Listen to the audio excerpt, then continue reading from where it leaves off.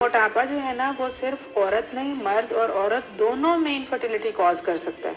जैसे मैं अभी आपको बता रही थी ना कि इसी तरह से ही जैसे फीमेल में होता है, मेल में भी हार्मोन्स उसी तरह से ही इम्पैक्ट दे रहे होते हैं। और आजकल का जैसे हमारा ट्रेंड चल रहा है ना, जंक फूड बहुत ज्यादा यूज होते हैं, लेट नाइट मील्स चल रहे होते हैं, उसमें वेट गेन हमारा जो है वो बहुत रिमार्केबली इंक्रीज हो रहा है रेट। तो उसमें एक बीमारी है जो कि बहुत कॉमन हो रही है, जिसके ऊपर पहले भी हमने काफी जगह बात भी कर रही है, पॉलीसिस्टिक ओवरीज।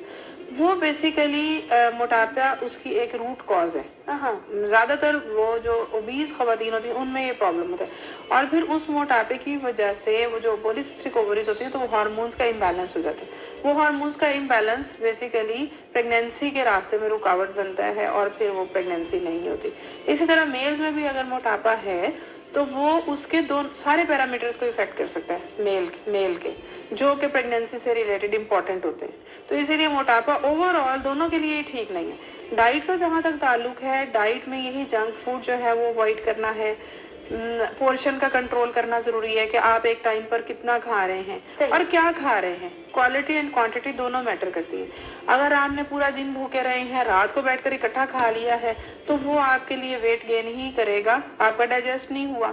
आपने अपने लाइफस्टाइल में सीडेंटरी लाइफस्टाइल रखा हुआ है, मोबाइल्स का एक्सेसिव यूज चल रहा है, एक्सरसाइजेस हमारी लाइफ से निकल गई हैं। एक्सरसाइज को पार्ट ऑफ लाइफ बनाना जरूरी है।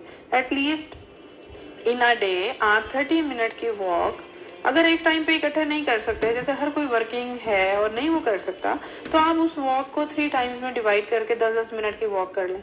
कुछ तो करें। अगर आप वॉक नहीं करेंगे, खा पी के बैठ जाएंगे और वो जो खाया पिया हुआ है वो भी जंक फूड है, ऑयली है, सारा कुछ है, और पोर्शन भी एक टाइम पे आपने आउट ऑफ जो है ना नीड खा लिया है, ठीक है, और ऑकवर्ड टाइमिंग्स में खाया है, ठीक है, तो वो सारा जो है वो उसकी कॉज बनेगा। ठीक है। जैसे डॉक्टर साहब खवातीन में ज्यादा तो मेजोरिटी अगर बात करूँ तो खवातीन में ये आयरन की कमी का मसला बहुत पाया जाता है कि खून की कमी है।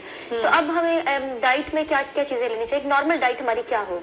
नॉर्मल डाइट में ना जनरली जो एक तो ये ऑयली जो डाइट्स हैं वो अवॉइड करनी चाहिए। ऑयल हमारी बॉडी के लिए जरूरी है लेकिन एक लिमिटेड क्वांटिटी में, उसने बॉडी को एनर्जी प्रोवाइड करनी है। इसके अलावा हमारी डाइट में ये सब्जियां है ना, जो ग्रीन लीफी वेजिटेबल्स जिसको है ना, सब्ज पत्तों वाली सब्जियां, ये हमारे खून बनाने में बहुत इंपॉर्टेंट इनका किरदार है। इसी तरह से जो मीट है ना, जो ये गाय बकरे का गोश्त, ठीक है, ये जिसको हम रेड मीट बोलते हैं, ठीक है, ये इसका भी गोश्त जो है ना, इसका भी खून की कमी में बहुत इंपॉर्टेंट रोल।